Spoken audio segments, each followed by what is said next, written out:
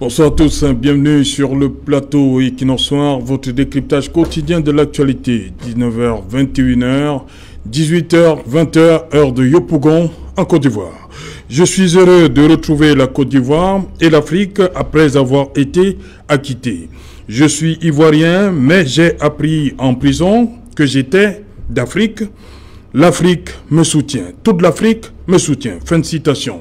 Des déclarations fortes de Laurent Gbagbo hier soir devant les centaines de milliers de partisans du Front populaire ivoirien venus l'acclamer devant son ancien quartier général de campagne. Rentré peu après 16h30 heure locale et GMT, Laurent Gbagbo foulait pour la première fois le sol ivoirien 10 ans après avoir été chassé du pouvoir. C'était en avril 2011.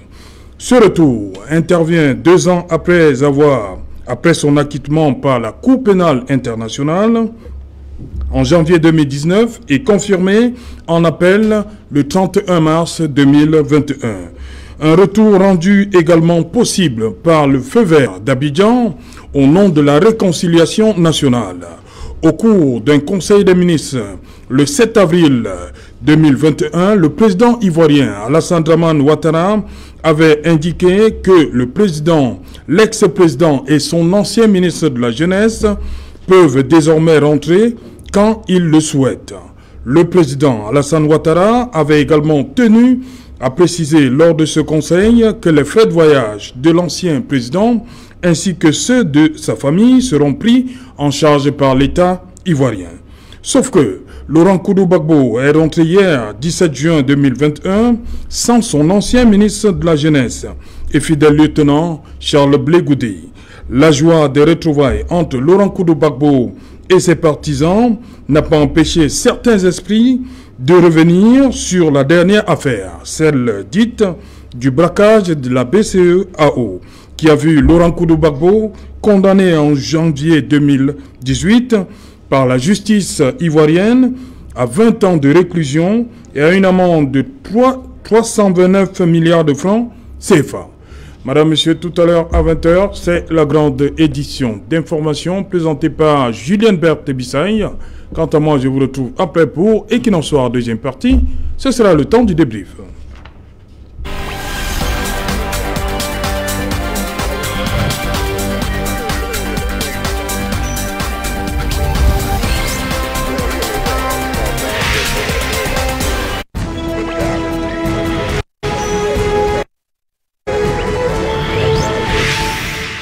Laurent Gbagbo, leçon d'un retour au pays natal. Pour en parler, nous avons invité en plateau ce soir le professeur Jacqueline Koyok. Bonsoir, prof. Bienvenue. Bonsoir, Serge Alentou.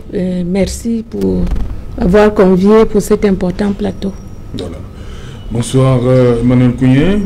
Bonsoir, Serge Alain. Je dis bonsoir à mes co-panélistes ici présents. Je dis également bonsoir à tous les prisonniers politiques, ceux de Mfou, ceux de Yaoundé et ceux de Douala. Je leur dis de garder toujours le moral. Nous les visitons toutes les semaines. C'est parce que nous savons qu'ils sont sous le coup de la dictature. La dictature, ils les a pris dans les taux.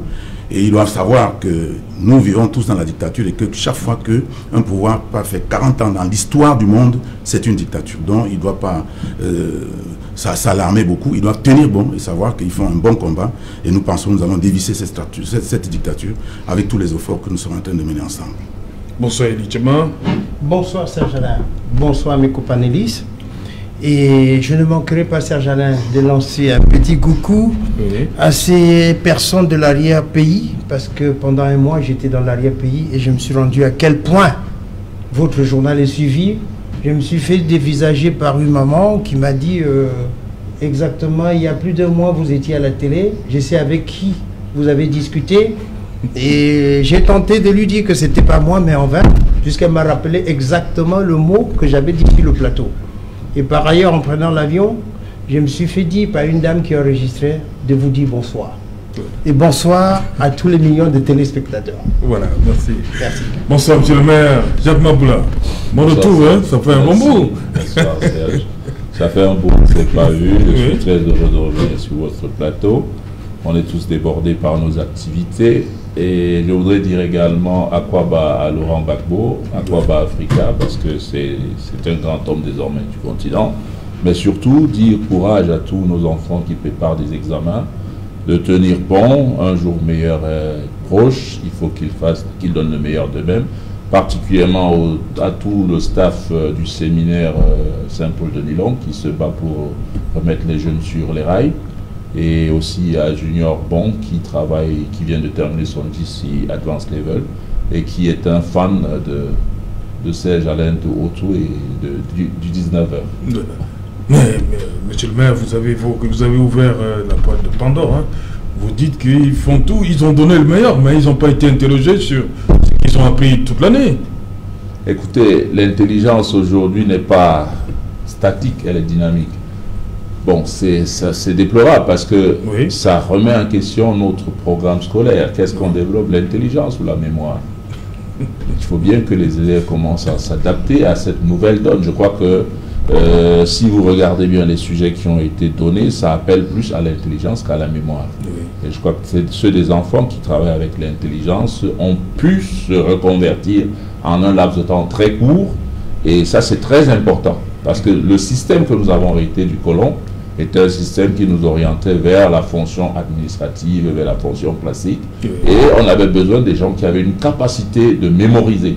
Et quand on sortait du programme habituel, vous étiez largué. Maintenant, aujourd'hui, avec l'innovation, la technologie, on a besoin de jeunes qui puissent adapter ce qu'ils apprennent à l'école à l'intelligence dynamique et donc à la réaction spontanée. Donc, c'est déplorable, mais je crois quand même pas que les cadres de l'enseignement n'ont pas mesuré le poids de cette variation au regard du quotient intellectuel des enfants que nous avons. C'est déplorable parfois, mais on fait avec. Professeur Koyok, vous avez regardé sûrement les images qui nous venaient de la Côte d'Ivoire hier. Un accueil, on va le dire comme ça, différent, parce qu'il y a quelques jours, il y a eu cette polémique, ce débat.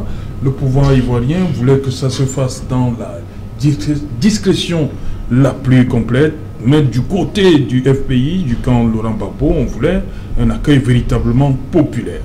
Est-ce que vous imaginiez Laurent Gbagbo rentrer en Côte d'Ivoire 10 ans après, même si c'était la nuit, sans que les partisans, ceux-là qui ne l'ont pas vu depuis 10 ans, ne viennent lui réserver cet accueil qu'on a vu? Oui, bon. Il est un grand homme populaire, Laurent Gbagbo? Oui, vous savez toujours qu'avant même qu'il n'aille au CPI, Laurent Gbagbo est originaire d'une très grande ethnie en Côte d'Ivoire. Et aussi, je peux dire que l'Afrique a commencé à changer. Parce qu'on voit maintenant les gens qui coopèrent, qu'ils soient de l'opposition ou qu'ils soient du pouvoir. Et nous savons tous que quand Gbagbo partait, c'était frais dans nos mémoires de penser au départ brutal de Kadhafi. Et puis, on ne regardait pas cela d'un bon oeil. Mais l'Afrique a eu le temps de regarder. Vous avez dit tout à l'heure, il a dit que c'est toute l'Afrique qui l'a accueilli. Mais il a surtout dit que quand il est arrivé à Bruxelles, quand il est même arrivé là-bas, on le confondait aux Camerounais. Parce que les Camerounais l'ont très, très soutenu. Et je peux dire que si les Camerounais ont soutenu Gbagbo, parce qu'ils ont une expérience de ce genre de choses au Cameroun, parce que les gens pensent que c'est seulement la Côte d'Ivoire qui soit capable de le faire. Mais je veux simplement rappeler que le chef de l'État, le président Paul Biya, à travers une loi d'amnistie en 1991, avait fait autant pour tous les Camerounais qui ont contribué à notre histoire. Il avait même dit que même si les gens voulaient transférer les dépouilles de ceux qui étaient décédés à l'extérieur, ce serait à la charge de l'État. Donc moi, quand Gbagbo dit ça, que tout le monde croyait qu'il était Camerounais, c'est parce qu'il y a un exemple qui vient du Cameroun, qui venait déjà du Cameroun. Et contrairement à ce que les nouveaux venus en politique pensent, c'est le Cameroun qui inaugure ce genre d'approche pour une démocratie apaisée. Donc je pense que le Cameroun, le président Paul Biya reste le symbole de la réconciliation. Il reste même le modèle en Afrique parce que tous les présidents africains, ils le citent d'abord, c'est leur doyen. Et ils savent qu'avec Paul Biya, ils peuvent apprendre beaucoup de choses, contrairement à ceux qui sont arrivés tout récemment, racontent partout. Voilà, Emmanuel Kounié, sur la popularité de Laurent Gbagbo, pour vous, elle est intacte ou bien elle est allée grandissante? Au regard de ce que vous avez vu hier. Non, je vais vous dire ce que je pense, mais je suis toujours très étonné de voir ces gens du RDPC qui ne peuvent pas parler sans parler du président. Je reviens sur lui, restons en Côte d'Ivoire. On nous laisse avec le président Paul Biya, on est sur le plateau, parce que je suis fatigué d'écouter le président Paul Biya, même pour des sujets qui ne concernent pas le président Paul Biya. Ah bon, oui. Bon, ce que je voudrais dire que le président Laurent Gbagbo est rentré.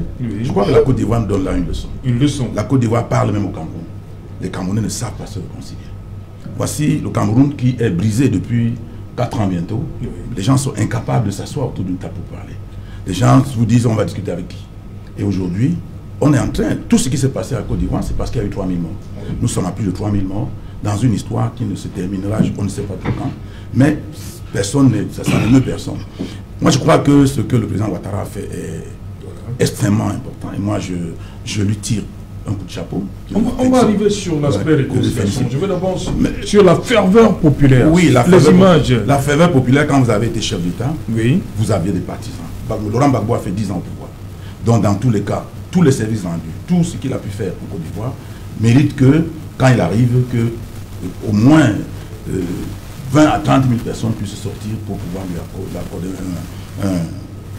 pour pouvoir l'acclamer, étant entendu qu'il a été amené à la Haye, au tribunal pénal international, dans des conditions assez troubles. Tout le monde sait que les élections qui sont passées en Côte d'Ivoire, ce n'étaient pas des élections.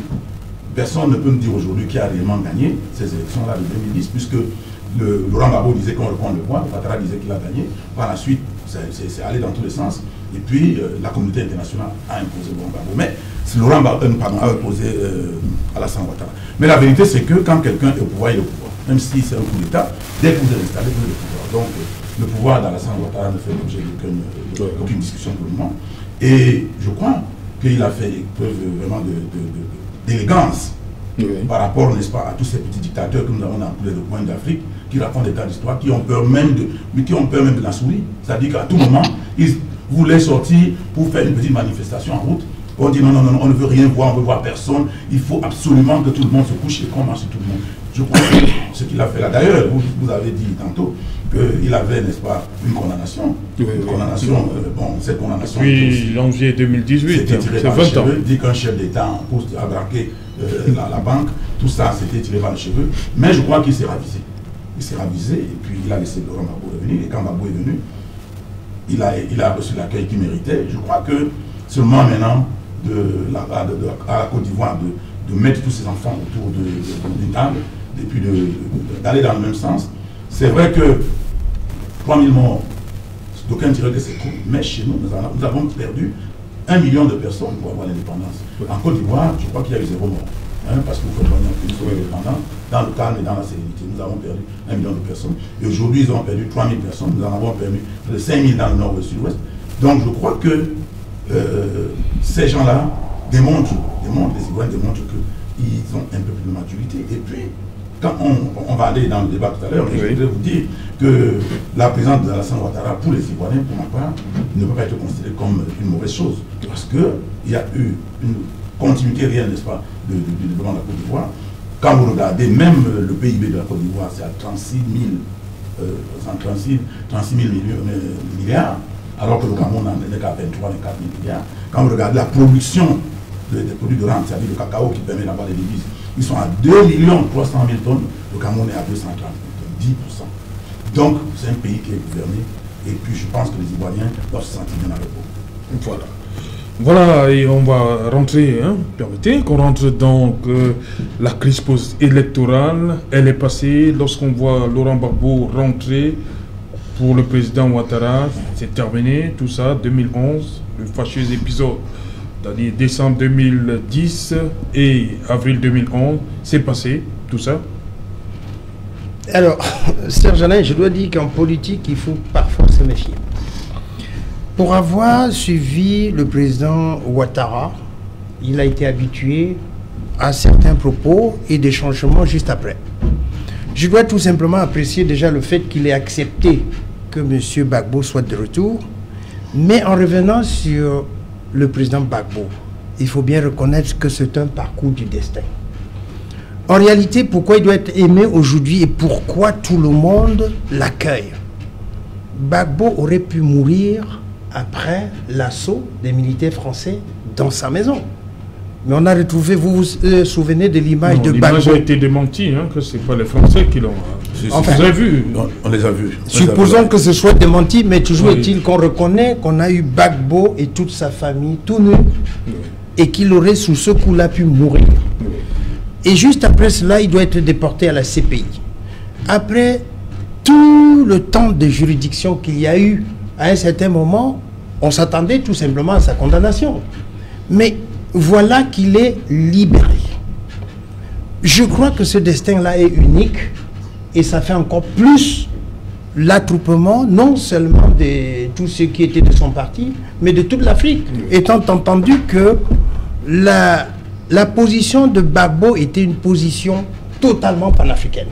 Mais qui fait que, même si aujourd'hui il évoque la réalité des Camerounais à Bruxelles, il ne faut pas oublier non plus que Gbagbo et Blegoudé ont été défendus par une Camerounaise. Maître Kadji. Maître Kadji. Et je crois que, j'espère bien que le président Ouattara tiendra sa parole. Et je souhaite surtout que, pour éviter tout autre malentendu, que carrément il donne l'amnistie pour tout ce qui a été comme tribunal, pour permettre les 20 ans, là. Voilà, pour permettre au peuple ivoirien d'aller vers la réconciliation. Voilà, on va donc recueillir enfin l'avis du monsieur le maire Maboula sur cet élan, cette ferveur autour de Laurent Gbagbo. Qu'est-ce qui a fait courir les Ivoiriens hier de l'aéroport international d'Abidjan jusqu'au QG? Qu'est-ce qui justifie cet engouement autour du président Gbagbo? Écoutez, l'histoire de Laurent Gbagbo, c'est l'histoire, son histoire s'inscrit aujourd'hui dans la logique messianique. Il me rappelle exactement un passage des Écritures qui dit « Il est descendu aux enfers et est remonté dans la gloire ». Et je crois que c'est le cas de le dire aujourd'hui. Laurent Gbagbo est un homme unique. Débarqué par les armes, il revient dans des ovations, auréolé de joie. C'est ça la grandeur d'un homme politique. C'est-à-dire que la force du temps n'a pas détruit ses convictions. La force du temps et des rapports de force n'a pas détruit sa vision politique et sa foi à ce panafricanisme qui est son credo aujourd'hui. Laurent Gbagbo, après Nelson Mandela aujourd'hui, est une icône, un appel à l'engagement. Qu'on soit ivoirien, qu'on soit camerounais, qu'on soit nigérian, Laurent Gbagbo est une incitation à la prise en main de notre destin. Ces femmes, ces hommes que nous avons vus sortir des maisons, courir sur des kilomètres pour escorter son véhicule, n'étaient pas emportés juste par l'amour d'un homme, mais par la foi en une vision qu'on a essayé de reprimer, de briser par les armes.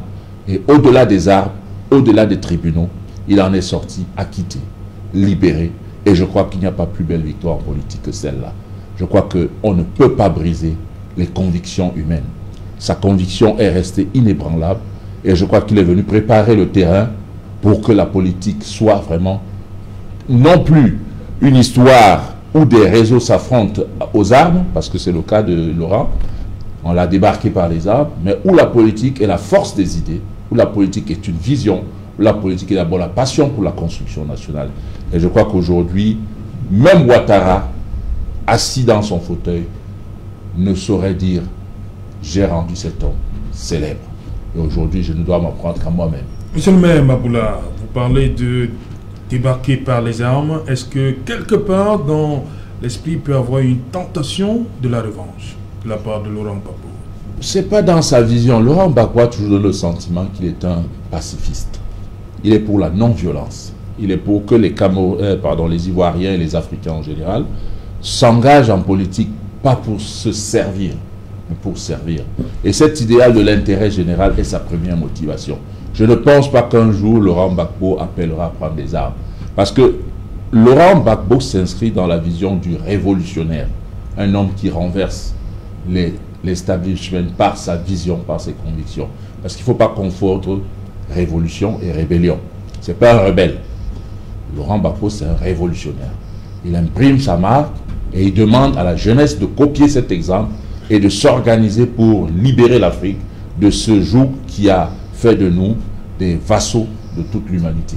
Et je crois que Laurent Gbagbo est dans une dynamique où il a déjà terminé son tableau de marque.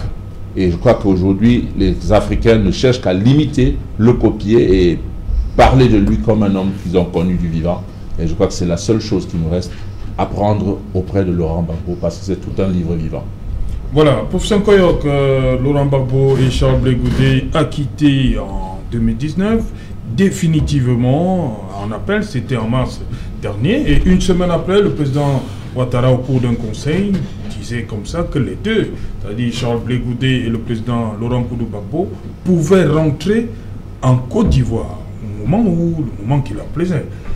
Pour vous, le président Ouattara, quand même, c'est quand même un geste fort aussi, qui rentre dans le processus de réconciliation. Moi, je pense les enfants de la Côte d'Ivoire. Tout est à l'acquis du président Ouattara, parce que en réalité, ce n'est pas parce que 10 années sont passées. Quand le président Laurent Gbagbo part de la Côte d'Ivoire, c'est un pays en chute libre. Le taux de croissance était de moins 4%. Et puis, il y avait... Vous rejoignez Emmanuel Kounié qui dit que... Voilà, pour une fois, hein, oui. Emmanuel Kounié, c'est bon, non? Le rythme est bon, non? Ouais, c'est assez suffisant. Voilà. Oui, mais moi, je vois plutôt la mainmise des organisations internationales par rapport au départ de Laurent Gbagbo, et que, vous savez, M. Ouattara, c'était un ancien fonctionnaire des institutions de Bretton Woods. Il a toujours eu leur soutien quelque part. Et puis, moi, je déplore quand même cette mainmise de l'Occident sur la gestion de nos cités. Et je veux simplement dire, il faut féliciter le président Ouattara, parce qu'en homme politique, il savait qu'en accordant le retour à Gbagbo, cela allait rendre Gbagbo populaire. Mais je pense que c'est quelqu'un qui n'a plus besoin du pouvoir. Il a tenté de donner à un premier ministre qui est décédé. Je pense qu'il s'est résolu, ce qu'il a fait, ce qu'il avait à faire. Maintenant, il a ouvert la porte à M. Gbagbo. Et moi, je me dis, il faut que M. Gbagbo sache utiliser la main tendue. Et que... Donc, vous voyez le président Gbagbo revenir pour la prochaine présidentielle? Bon, apparemment, dans son camp, on dit qu'il ne reviendrait pas. Il a quand même trouvé quelques députés élus de son parti. Oui. Mais s'il reste... Y compris son fils, hein, Michel Gbagbo, il voilà. est député à Yop. S'il reste comme un ancien président, je crois que ce n'est pas un problème. Mais s'il veut revenir, je crois qu'il va trouver d'autres devant lui, pas nécessairement... D'autres, c'est qui? Le président Konan Bédié? D'autres veulent aussi ce pouvoir. Et je me dis, s'il est prévoyant, s'il peut anticiper les choses, le président Ouattara a dit qu'il va lui donner le statut d'un ancien président. Oui. Je crois qu'il doit se contenter de tout cela. Contrairement à ce que nous vivons ici, où personne ne veut reconnaître ses torts, tout le monde a raison, tout le monde insulte.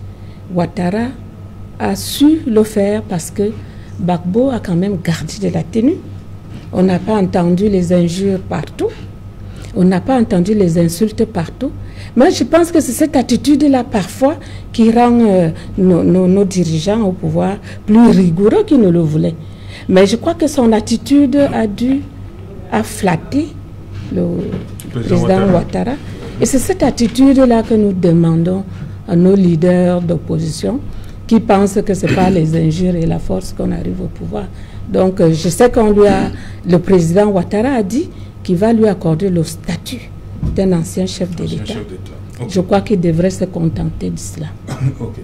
Voilà, Emmanuel Kounié, on sait quand même qu'il y a un terme incontournable en Côte d'Ivoire, c'est réconciliation. Mais je souhaite qu'on parte d'abord de la propre formation de l'FPI. On sait que c'est divisé. Il y a le FPI à Finguessan.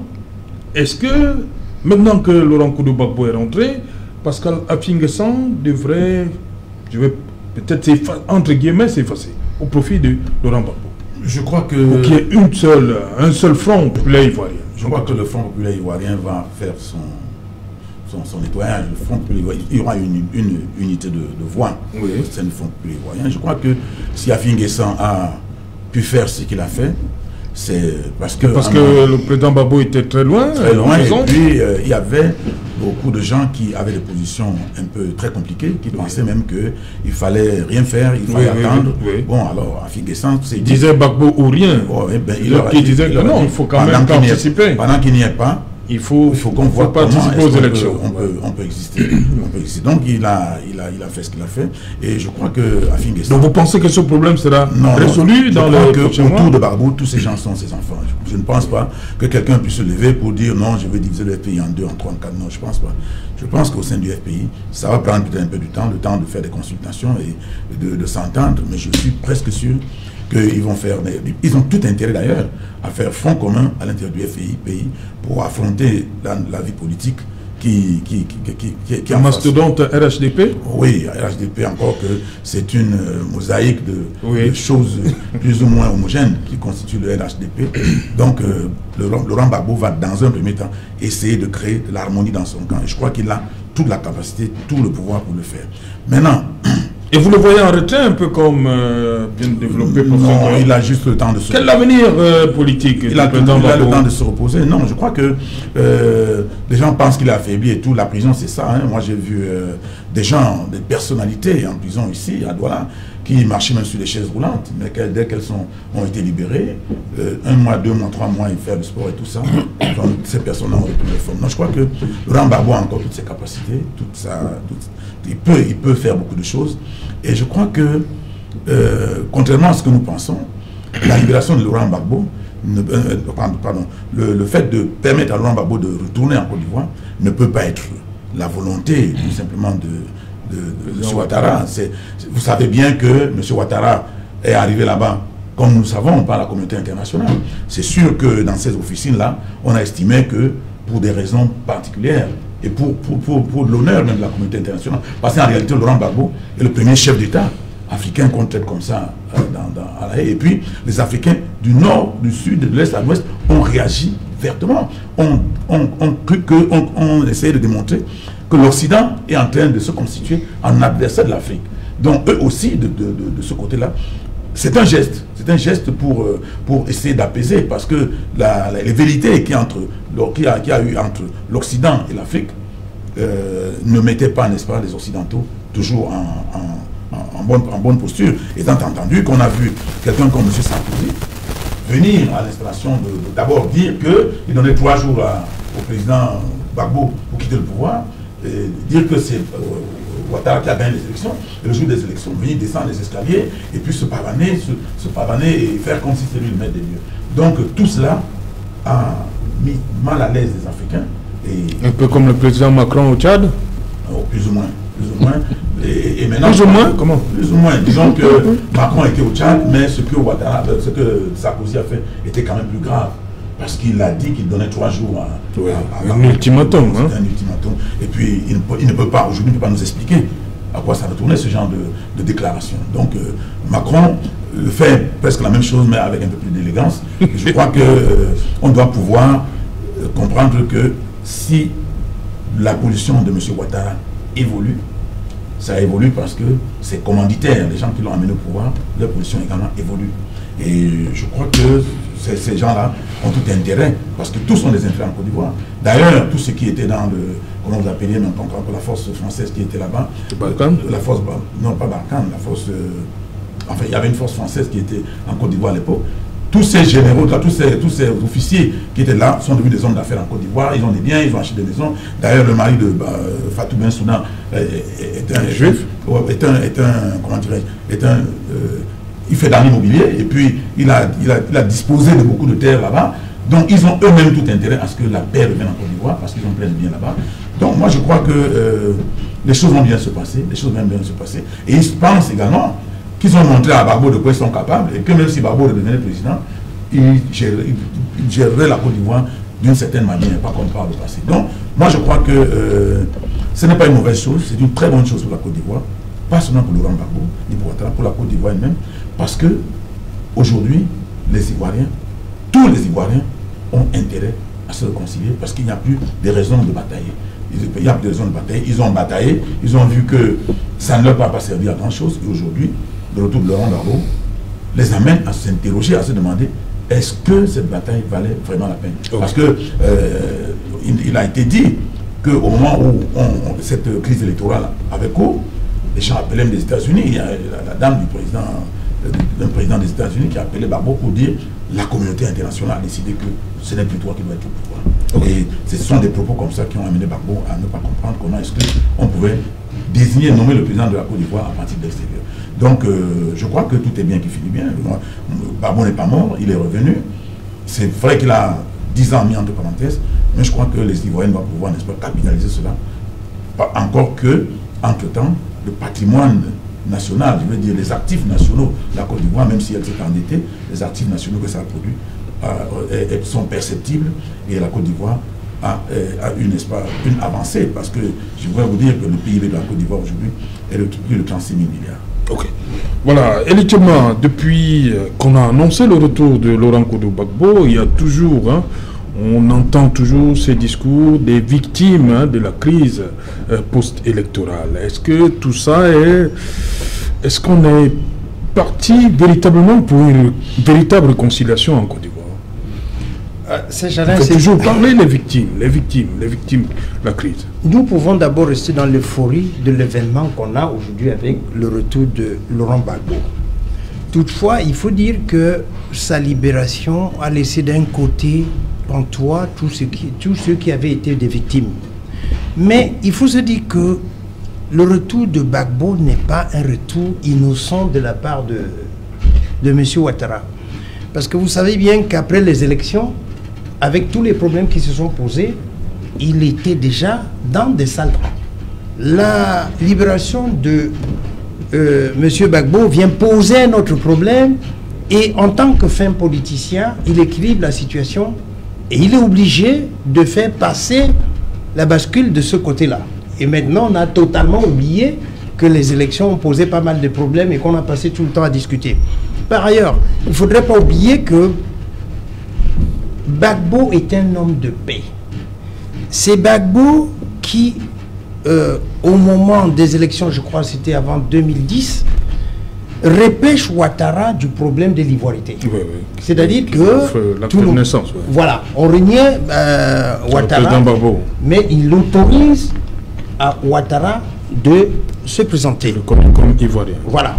Quant à ce qui concerne l'avenir de M. Gbagbo, dans ces termes, quand il dit qu'il pensait qu'il était ivoirien et qu'à la sortie de la prison, il se sent africain, je crois que Gbagbo se met au-dessus du lot. Sauf erreur de ma part, je crois qu'aujourd'hui, si tout ce qu'on a dit est vrai, parce qu'en réalité, on a parlé de son indemnisation par rapport au temps mis en prison. Oui, justement. Je crois que son indemnisation au moins permet à Gbagbo de vivre en paix. Et aujourd'hui, n'est plus briguer la présidentielle. Je peux dire que... votre avis, vous rejoignez... Non, je ne suis pas en politique. Je sais que les hommes politiques savent s'accrocher. Oui. Mais je pense tout de même que l'aura qu'a M. Gbagbo aujourd'hui le met au-dessus de Ouattara. Par rapport à ce qu'il a vécu, par rapport à ce qu'il représente aujourd'hui. Pour ma part, rentrer dans la politique, ce serait ternir toute l'image qu'il a aujourd'hui. À la limite, ce que je pense, c'est qu'il a été avec un fidèle des fidèles qui est Blé Goudé. Charles Blé Goudé. Et je pense que Blé Goudé semble être pour moi celui qui va se battre. Et Gbagbo pourrait être plutôt l'élément fondamental pour la réconciliation en Côte d'Ivoire. C'est-à-dire, sur sa position, il pourrait l'utiliser pour aider tout le monde à revenir vers la réconciliation. Mais il faut le dire, ce que Gbagbo a vécu, le maire l'a dit tout à l'heure, oui. C'est pas un humain normal. Donc rentrer aujourd'hui et courir dans le champ des politiques serait tout simplement, à la limite, je dis bien être fou, comme tous les hommes politiques, le pouvoir par tous les moyens. Mais à mon avis, je crois quand même qu'il doit, enfin, il devrait tout faire pour se mettre en retrait, parce qu'il peut être au service de beaucoup de dirigeants africains. Okay. C'est le même, Laurent Gbagbo, c'est comme ça que vous voyez la suite, un peu en retrait. Je crois que laisser Charles Blé Goudé piloter. Ça c'est une chose possible, mais il faut laisser les acteurs se concerter. Oui. On ne peut pas voir dans une boule de cristal. Est-ce que le président Gbagbo gagnerait, est-ce qu'il gagnerait davantage en restant en retrait? Un sage qu'on consulte. Non, je parce pense que revenir briguer un mandat présidentiel, est-ce que ça ne va pas? Première des choses, je pense que le président Laurent Gbagbo devrait faire en sorte que ce qui lui est arrivé n'arrive plus jamais à un président en Côte d'Ivoire. Oui. Rien qu'à ce titre, il devrait reprendre en main les institutions pour les réformer. Parce qu'il a vécu l'enfer. Et il sait pourquoi c'est arrivé. Et il devrait faire en sorte que ça n'arrive plus jamais. À ce titre-là, moi, je pense que Laurent Gbagbo, en tant que vivant, homme politique, devrait se dire, pour que cette histoire n'arrive plus jamais à un leader, réformons nos institutions, allons vers l'état de droit, allons vers la souveraineté du peuple, allons vers l'égalité des chances et tout ça. Ceci dit, je crois qu'il a appris de cette histoire. Laurent Gbagbo, c'est un homme politique peu ordinaire parce que il prend le pouvoir quand tout le monde ne veut pas aller aux élections. Ça veut dire qu'il y a comme une force invisible qui lui dégage le chemin. Et il prend le pouvoir. Il quitte le pouvoir par la force militaire. Et il revient comme un messie. Il y a toujours quelque chose qui se passe autour de ce bonhomme qui m'amène à penser qu'il n'est pas un homme singulier. Et aujourd'hui, il doit terminer un travail qu'il a commencé. L'ère démocratique en Côte d'Ivoire commence avec Laurent Gbagbo, il faut le savoir. Avant ça, on avait un militaire. La véritable élection démocratique en Côte d'Ivoire commence sous Gbagbo. Et je crois que ça va être le père de la démocratie ivoirienne.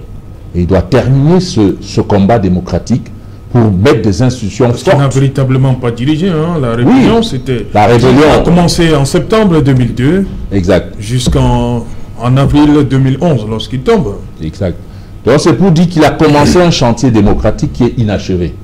Il doit terminer ce chantier démocratique pour mettre en place un état de droit, des institutions fortes qui permettent à l'Afrique de revivre en tenant compte des rapports de force qu'il y a sur la scène internationale, ce qu'il a appris. Et j'imagine que sa prison devait être plus qu'une ambassade diplomatique parce que, au regard du poids de la Côte d'Ivoire, poids économique, poids financier, je m'imagine tous ces hommes qui se rendent compte, tiens, on ne peut pas faire la Côte d'Ivoire sans ce monsieur, ont dû lui faire la révérence en prison. Et je suis sûr que Blé Goudé, là où il est, continue de faire un travail qui va certainement donner sa face visible d'ici quelques mois. Et l'incapacité de Ouattara à pérenniser son réseau, il a essayé avec un premier ministre qui est décédé, il a pris un deuxième bonhomme là qui, je ne sais pas où il est vivant, où il est mort, bref on l'annonce mort-vivant. Non, il est vivant. Donc, je peux dire une chose, c'est que le réseau actuel va être obligé de composer avec Laurent Gbagbo. Parce que si nous allons vers des élections transparentes, libres et démocratiques, il y a de fortes chances que le réseau, du moins le parti de Laurent Gbagbo, revienne aux affaires. Ceci dit, on ne peut pas bâtir une nation dans la division. Il faut se réconcilier. Réconcilier sur le plan politique, réconcilier sur le plan économique, réconcilier au regard de tous les enjeux qu'il y a en Côte d'Ivoire, parce qu'il s'agit ici du business. Et le business, tout le monde doit préserver ses intérêts. Et je crois que c'est ce maillon-là que Gbagbo n'avait pas quand il a été débarqué du pouvoir. Aujourd'hui, il a pris conscience de la nécessité d'intégrer ces enjeux dans la gestion et l'exercice du pouvoir. Et je crois qu'il peut être désormais un président qui réconcilie les Ivoiriens et qui permette à toutes les forces politiques et économiques qui se trouvent en Côte d'Ivoire d'agir à l'unisson pour construire une grande Côte d'Ivoire. Ouattara a fait quelque chose de bien, c'est-à-dire qu'il a monté les paramètres économiques. La Côte d'Ivoire à un certain niveau, il a bâti des infrastructures respectables, ce qu'on n'a pas vu depuis ces 30 dernières années en dehors de, je crois que c'est la Tanzanie qui a fait pareil. Mais Ouattara a bien travaillé, il faut le reconnaître. C'est-à-dire qu'il a mis la Côte d'Ivoire à un niveau de développement infrastructurel tel que, quand vous arrivez en Côte d'Ivoire aujourd'hui, vous dites « Waouh, il y a quelque chose qui s'est passé en quelques années ». On ne peut pas le nier. Mais aujourd'hui, entre construction nationale et réconciliation politique, il va falloir que tous s'asseyent, qu'ils discutent. Je voudrais revenir sur la division au sein du FPI. Oui. Moi, je trouve qu'il n'y a pas de division. C'est ce qu'on appelle l'absence. Oui, oui. L'absence crée ce qu'on appelle... Vous savez qu'il y avait deux camps qui s'opposaient. Hein. Ceux qui disaient Gbagbo ou rien, c'est-à-dire que tant que le président Gbagbo est en prison, il n'y a pas de main. De l'autre côté, on dit non, on ne va pas tout laisser au RHDP. Il faut quand même aller aux élections. Le pays a fini ça. L'absence vous permet, en politique, de faire face à ce qu'on appelle les opportunistes, oui, mais aussi à ce qu'on appelle les fidèles. Et c'est de ça qu'il s'agit. Hein? Maintenant que l'absence a été comblée par la présence, oui, l'ordre va revenir. Oui. On dit souvent, quand le chat n'est pas là, les souris dansent. Maintenant, il n'y a pas plus force charismatique. Il n'y a pas plus grande force charismatique au sein du FPI que Gbagbo. Il suffit qu'il tousse et l'ordre revient. Parce que personne ne peut battre Gbagbo au sein du FPI. Tu veux devenir quelqu'un au sein du FPI, tu dois avoir le soutien de Gbagbo. C'est clair. Maintenant, si tu veux plus du FPI, tu peux aller au RHDP. Vous êtes libre. Mais ce qui est sûr, Laurent Gbagbo est une icône qu'on ne déboulonne pas avec juste une volonté. Il faut plus que cela. C'est une énergie qu'on ne déstabilise pas. Et les Ivoiriens aujourd'hui le savent. Je crois que pour faire honneur à l'Afrique, Ouattara, Laurent Gbagbo devrait se réconcilier au-delà de tout ce qui a été fait. Remercier aussi Ouattara pour avoir bâti ce qu'il a pu bâtir. Voilà. Pardonner pour ce qui a été fait au nom du pouvoir et se dire que nous n'avons qu'une seule Côte d'Ivoire, nous n'avons qu'une seule Afrique. Nous devons la bâtir à l'image des grandes cités, à l'image des grandes cathédrales, à l'image de tout ce qu'on a vu dans le monde, parce que l'Afrique a toujours une place de choix dans la vision scientifique de tout ce qui a été fait depuis ces derniers siècles. Il faudrait que l'Afrique, au sens même du bien-être, retrouve sa place dans le fleuron, comme on dit, sur la scène internationale. Et je crois que c'est à partir des politiques que nous allons pouvoir réconcilier les Africains entre eux. Si vous permettez. Oui, oui, oui. C'était pour revenir sur les propos de M. le maire, en insistant sur le fait du retour de Gbagbo. Je crois quand même qu'il faut mettre chaque chose dans son contexte. Et 2010 n'est pas 2021. Oui. Et lorsque je vois Laurent Gbagbo, Ouattara et le troisième... Charles Blé Goudé? Non, Bédié. Oui, oui. L'Afrique a aujourd'hui besoin d'une autre génération. Que ces trois-là se constituent et fassent, je dirais, tout ce qui est paix pour permettre à une génération de prendre, je serais d'accord. Mais si vous voyez bien, les trois correspondent à la catégorie d'âge qui dirige aujourd'hui l'Afrique. Et si vous êtes d'accord que les mêmes soient là tout le temps, ça veut dire qu'il n'y aura personne pour permettre aux autres de prendre la place. Et on se trouve là dans la réalité africaine qui doit toujours trouver l'homme le plus indispensable. Gbagbo a fait des choses, ça reste une icône. On doit s'appuyer sur lui pour avancer. Et c'est pour cela que je disais tout à l'heure qu'il doit utiliser toute cette expérience, le trio de Côte d'Ivoire, Gbagbo, Konan Bédié, Ouattara, en faisant ce que vous appeliez tout à l'heure une réconciliation normale et en donnant à la Côte d'Ivoire une nouvelle génération de dirigeants avec tous les conseils qu'ils auront fait pour eux. Vous avez bien fait de dire que vous n'êtes pas un homme politique. Non, c'est impossible. Parce que il dit que c'est impossible. C'est impossible. Parce que je vais vous dire une chose, à un certain niveau de la politique, c'est des rapports de force. Qui détruisent tout finalement. Non, même en France, hein, les rapports de force, ça s'impose. Sauf qu'ils même aux États-Unis, les rapports de force, ça s'impose. Ce qu'on doit tirer ici comme leçon, c'est que l'homme qui a plus de chances de reprendre la Côte d'Ivoire après Ouattara, c'est Gbagbo. Et si il devait être le prochain président, même à travers une transition politique de 2-3 ans, ce serait pour la réforme des institutions en Côte d'Ivoire, afin que ce qu'il a subi n'arrive plus jamais aux dirigeants. Et que cette école serve de base pour bâtir les autres nations en Afrique. Moi, je crois qu'on a besoin de Gbagbo à ce niveau, sur la réforme des institutions et la réconciliation politique et économique de nos pays. C'est à ce site-là que je demande à Gbagbo de reprendre le flambeau pour montrer, pour terminer son chantier qui est en fait le chantier de la démocratie, de la naissance de la République en Afrique. Parce que pour l'instant, on n'a pas encore de République en Afrique. Emmanuel Kouy. Oui, je crois que le maire a absolument raison. Il a absolument raison parce que il ne faut pas parler de transition générationnelle pour le faire pour le faire. Il faudrait qu'on comprenne qu'il y a un million de choses. Vous avez vu, quand Mandela est sorti de prison, il était bien avancé en âge. Il aurait pu justement devenir l'icône qui est resté à côté et qui conseille les gens. Mais il a fallu qu'il prenne le pouvoir, qu'il fasse un mandat et qu'il reparte en ancien chef d'État après avoir mis sur pied un certain nombre d'institutions, après avoir enseigné en tant que chef d'État aux Africains du Sud la réconciliation. S'il était à côté et puis quelqu'un était là et lui disait bon, il faudrait qu'il y ait la réconciliation, dans tous les cas, je ne suis pas sûr qu'on aurait eu le résultat, on se serait peut-être trouvé dans la situation du Zimbabwe. Donc, moi je crois sincèrement que Ouattara a fait son coup de force et il a fait un travail. Tout le monde voit le patrimoine, les actifs qu'il a laissés avec la massification des investissements en Côte d'Ivoire. Aujourd'hui, la Côte d'Ivoire peut se dire fière de ses investissements. Parce que quand il y a des investissements publics comme ça, ça provoque des économies individuelles. Hein.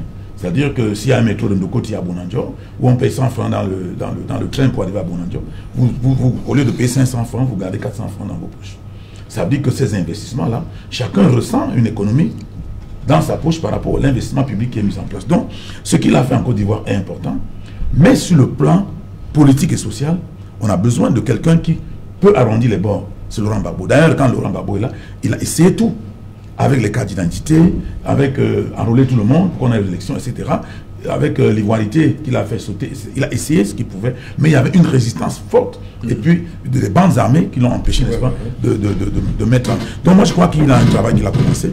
Et puis, qu'on le veuille ou pas... Concept d'ivoirité, voilà, qu'on le veuille ou pas, si vous allez maintenant, parce qu'il faut mettre un jeune, nous prendre un jeune pour le mettre là, vous avez vu en France avec Macron, ça va dans tous les sens avec les gilets jaunes et maintenant, c'est la gifle, on finit par la gifle et ça va dans tous les sens. Maintenant, même chez nous, on a vu des jeunes là qui on a donné certaines responsabilités. Aujourd'hui, on est en train de mettre les deux mains sur la tête avec le ministère de la Santé, le jeune Manaouda qui était très bon. Bon, aujourd'hui, non, je crois que les jeunes, il faut leur donner les responsabilités, mais il faut les mouler, leur donner la possibilité de comprendre le sujet. Et je crois que ce qui est en Côte d'Ivoire aujourd'hui est monumental, l'œuvre est monumentale. Il faudrait que des institutions solides se mettent en place. Okay. Et je crois que Laurent Gbagbo, comme a dit le maire, est la personne indiquée pour le faire.